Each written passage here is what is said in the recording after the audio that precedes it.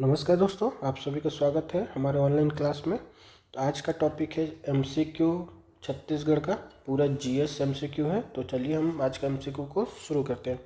ये MCQ mix MCQ है, पूरा जीएस का कुछ इसमें व्यंजन होंगे, जनजाति होगा, जियोग्राफी होगा, नदी जल, ये सब कुछ कुछ मिक्स है।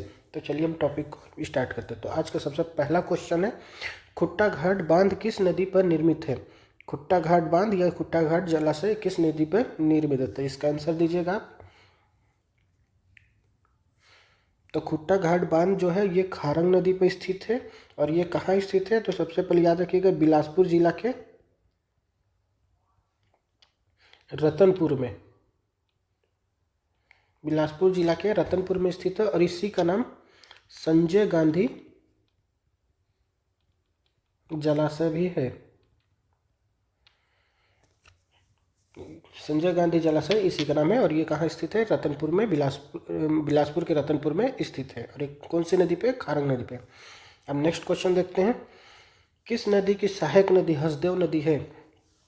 किस नदी की सहायक नदी हसदेव नदी है? मतलब हसदेव नदी किस नदी की सहायक नदी है? तो ऑप्शन है गोदावरी, इंद्रावती, महानदी या नर्मदा।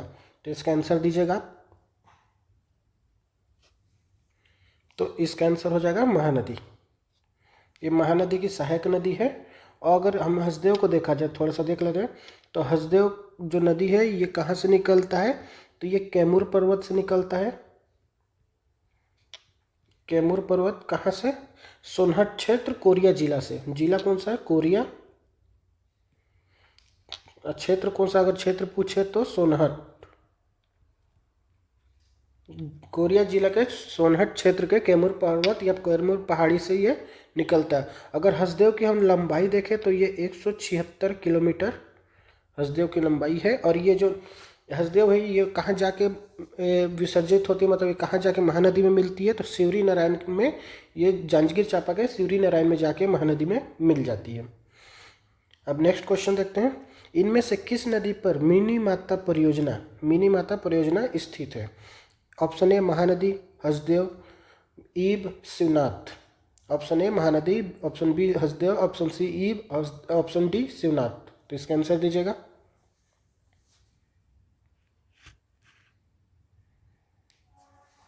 तो इसका आंसर हो जाएगा बी, हसदेव। मिनी माता परियोजना जो बना है ये हसदेव नदी पे बना है। और ये अगर कोई पूछे तो ये कहाँ पे बना है, तो ये है कोरबा जिले के माचाडोली में ये है। अगर इसका और एक और नाम है मिनी माता परियोजना।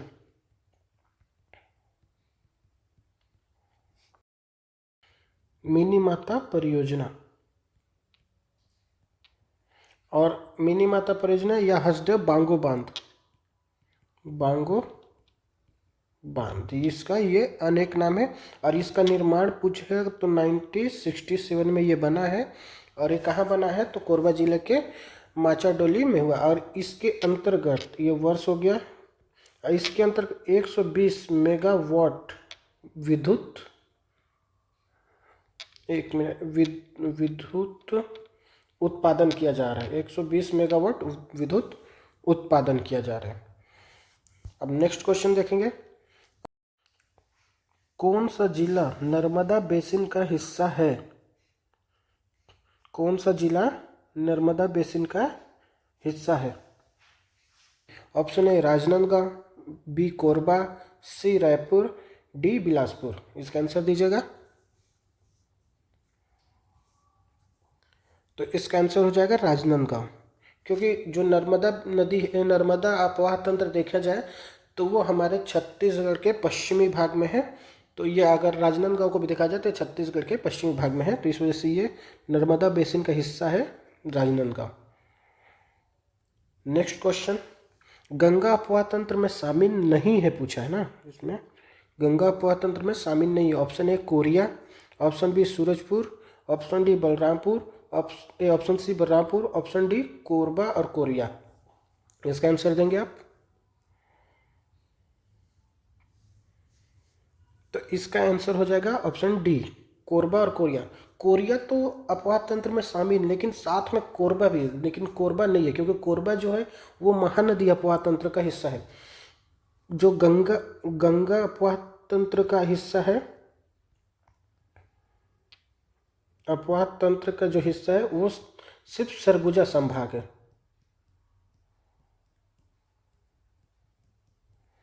सरगुजा संभाग है, तो सरगुजा संभाग में जिले हम देख लें तो एमसीबी, कोरिया, सूरजपुर, सरगुजा, बलरामपुर और जसपुर, ये आते हैं इसमें गंगापात। अगर जसपुर को देखा जाए तो जसपुर आता है ब्राह्मणी अपवाह तंत्र में, एक तरह से देखा जाए तो ये तो हो गया। कोरबा आता है महानदी में, तो इसका आंसर हो जाएगा कोरबा और कोरिया। अब नेक्स्ट क्वेश्चन, निम्नलिखित में से कौन सा बांध छत्तीसगढ़ का सबसे पुराना बांध है? कौन सा बांध छत्तीसगढ़ में या छत्तीसगढ़ का सबसे पुराना बांध है? ए है सोंढूर, सिक्कासार, पैरी या रुद्री। तो इसका आंसर दीजिएगा।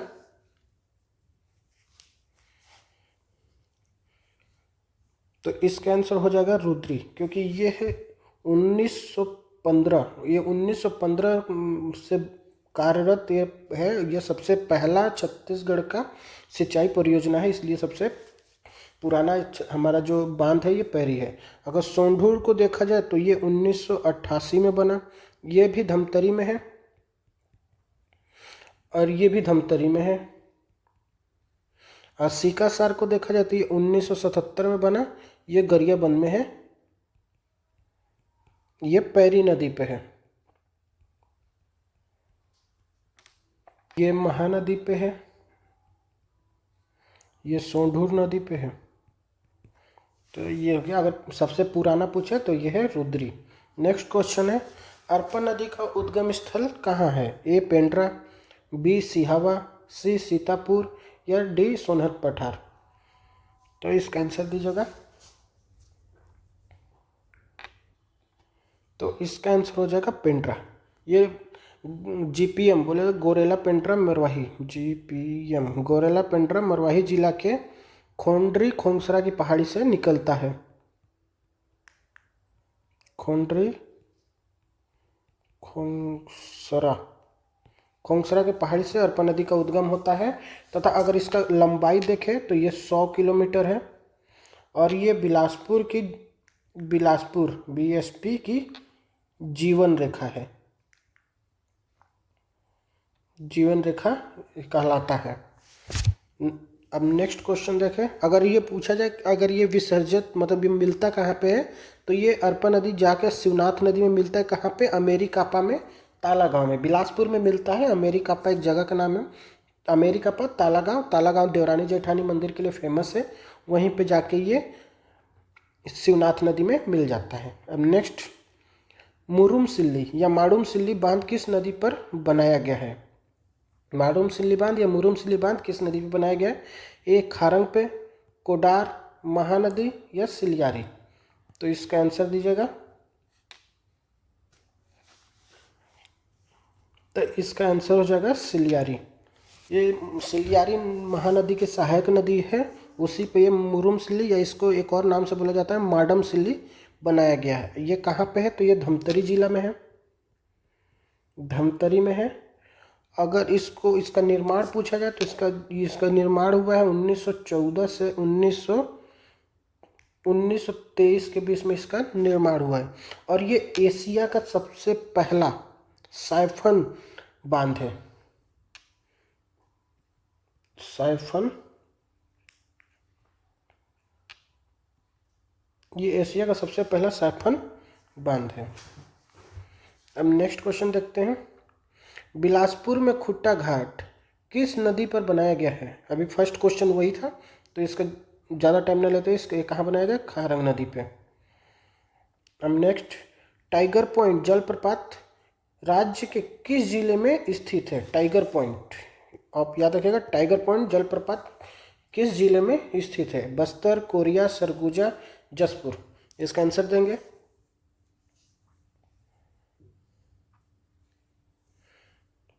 तो ये सरगुजा जिले में स्थित है, ये मेन पार्ट में स्थित है। मेन पार्ट अंबिकापुर के छत्तीसगढ़ के सरगुजा जिले में मेन पार्ट में ये स्थित है। अब नेक्स्ट, अब देखिए यहाँ पे नेक्स्ट कला संस्कृति और परंपरा से क्वेश्चन आ चुका है, तो अब इसको हम देखते हैं। तो क्वेश्चन नंबर 11 देखें, सुवा नृत्य। सुवा नृत्य कब करते हैं? होली, पोरा, दशहरा या दिवाली? इसका आंसर दीजिएगा। तो इसका आंसर हो जाएगा दिवाली। ये दिवाली के समय सुवा नृत्य किया जाता है और खासकर ये महिलाएं ये नृत्य को करती हैं। इसमें शिव पार्वती का विवाह का जश्न मनाया जाता है, जिसे गौरा गौरी विवाह भी कहते हैं। अब नेक्स्ट है, तस्मई क्या है? खीर, हलवा, पूड़ी, मालपुआ? इसका आंसर देंगे। तो इसका आंसर हो जाएगा खीर। तस्मई को खीर कहते हैं। अब नेक्स्ट क्वेश्चन है, दमनच नृत्य किस जनजाति में प्रसिद्ध है? ऑप्शन है बैगा, पहाड़ी कोरवा, माड़िया, मुरिया? इसका आंसर देंगे। तो इसका आंसर हो जाएगा पहाड़ी कोरवा। दमनच नृत्य पहाड़ी कोरवा जनजाति में प्रसिद्ध है और ये एक तरह का विवाह संबंधित लोक नृत्य है। विवाह संबंधी लोक नृत्य है। अब नेक्स्ट, घड़वा कला किस जगह निर्मित होता है? घड़वा कला किस जगह निर्मित होता है? ऑप्शन ए बस्तर, राजनांदगांव, रायगढ़, सरगुजा? इसका आंसर देंगे। तो इसका आंसर हो जाएगा ए बस्तर। अब नेक्स्ट क्वेश्चन देखते हैं, निम्न कथन पर विचार करें। भतरानाट्य दिया है, इसके बारे में कुछ कथन दिया है और उसको हमको सही पहचानना है। भतरानाट्य के बारे में बताया गया, बस्तर की जनजाति में भतरानाट्य प्रचलित है। भतरानाट्य की कथा वस्तु पौराणिक घटनाएं हैं। भतरानाट्य में सभी कलाकार पुरुष होते हैं। मतलब पहला ये जनजाति जो बस्तर की जनजाति में भतरानाट्य प्रचलित है, इसका जो कथा वस्तु पौराणिक घटना होता है तथा ये जो भतरानाट्य में सभी कलाकार पुरुष होते हैं। तो इसका आंसर दीजिए। तो इसका आंसर हो जाएगा 1, 2, 3 सही, सभी सही है, क्योंकि भतरा जो नाट है ये बस्तर जनजातियों में प्रचलित है तथा ये पौराणिक घटनाओं पर आधारित होता है और इसमें सिर्फ पुरुष ही भाग लेते हैं। इसमें जितने भी भतरा नाट में कलाकार होते हैं सभी पुरुष होते हैं। तो नेक्स्ट, बसंत ऋतु में सामान्यतः कौन सा लोकगीत गाया जाता है? बारहमासी, सोहर, पठौनी या फाग? इसका आंसर दीजिएगा। तो इसका आंसर हो जाएगा फाग। फाग लोकगीत गाया जाता है बसंत ऋतु में, जो मुख्यतः होली से संबंधित है या होली गीत भी इसे कह सकते हैं। अब नेक्स्ट है, माटी त्योहार किस संभाग की जनजातियां मनाती है? बस्तर संभाग, सरगुजा संभाग, बिलासपुर संभाग या रायपुर संभाग? इसका आंसर आप दीजिए। तो इसका आंसर हो जाएगा बस्तर संभाग। माटी त्योहार है ये कब मनाया जाता है? ये मनाया जाता है चैत्र माह में मनाया जाता है, अप्रैल या मई में जब खेती शुरू होता है तब चैत्र माह में मनाया जाता है। और ये क्यों मनाया जाता है? तो ये अच्छी फसल के लिए या अच्छी फसल के लिए धरती को धन्यवाद देने के लिए मनाया जाता है। ये प्रकृति पूजा से संबंधित है और इस समय मिट्टी खोदना तथा हल चलाना मना होता है। अगर कोई ऐसा करता है तो उसे दंड का भी प्रावधान जनजातियों में किया गया है। तो ये सीधा सीधा चैत्र माह में मनाया जाता है और बस्तर संभाग में मनाया जाता है। और इसका जो क्यों मनाया जाता है तो अच्छी फसल के लिए धरती को धन्यवाद करने के लिए मनाया जाता है। अब नेक्स्ट है, राजिम कुंभ कल्प मेला कब लगता है? ऑप्शन है माघ पूर्णिमा, माघ अमावस्या, पौष पूर्णिमा, कार्तिक पूर्णिमा? तो इसका आंसर दीजिएगा। तो इसका आंसर हो जाएगा माघ पूर्णिमा में राजिम कुंभ कल्प मेला लगता है। अगर इसको देखा जाए तो ये जो राजिम है ये छत्तीसगढ़ का प्रयाग कहलाता है। छत्तीसगढ़ का प्रयाग कहलाता है ये राजिम। और इस जो ये कब से कब तक चलता है? माघ पूर्णिमा से लेकर महाशिवरात्रि तक ये चलता है। और ये राजिम कहाँ है? तो गरियाबंद में, महानदी पैरी और सोढ़ो के संगम पे ये राजिम स्थित है। अब नेक्स्ट क्वेश्चन, छत्तीसगढ़ के किस जिले में चंदैनी गोंदा कला का प्रदर्शन जुड़ा हुआ है? किस जिले में चंदैनी गोंदा कला का प्रदर्शन जुड़ा हुआ है? किस जिले में या किस जिले से चंदैनी गोंदा कला का प्रदर्शन जुड़ा हुआ है? दंतेवाड़ा, बस्तर, बीजापुर, नारायणपुर। इसका आंसर दीजिए। तो इसका आंसर हो जाएगा दंतेवाड़ा। ये जो चंदैनी गोंदा कला है ये एक तरह का किसान और उसकी पत्नी, चंदैनी उसकी पत्नी और किसान जो दुखित है उसका एक प्रेम मार्मिक या प्रेम कहानी है और उसके संघर्ष के बारे में ये बताया गया है। और अगर इसके संस्थापक देखा जाए चंदैनी गोंदा कला के तो ये दाऊ रामचंद्र देशमुख, दाऊ रामचंद्र देशमुख इस कला के संस्थापक हैं। नेक्स्ट, किस नाम से रायगढ़ जिले की धातु मूर्ति कला जानी जाती है? मलार, घड़वा, झारा, तारा। मतलब जो रायगढ़ की धातु कला है या धातु मूर्ति कला वो किस नाम से जानी जाती है? तो इसका आंसर दीजिए आप। तो इसका आंसर हो जाएगा ऑप्शन सी, झारा। तो आई होप आप सभी को ये वीडियो पसंद आया होगा। हम ऐसे ही छोटे छोटे पार्ट में हम 20-20, 30-30 MCQ आपको रोज कराएंगे। तो आप सभी को वीडियो अगर पसंद आता है तो हमारे चैनल को लाइक और सब्सक्राइब जरूर करें। तो मिलते हैं नेक्स्ट वीडियो में। जय हिंद, जय भारत, धन्यवाद।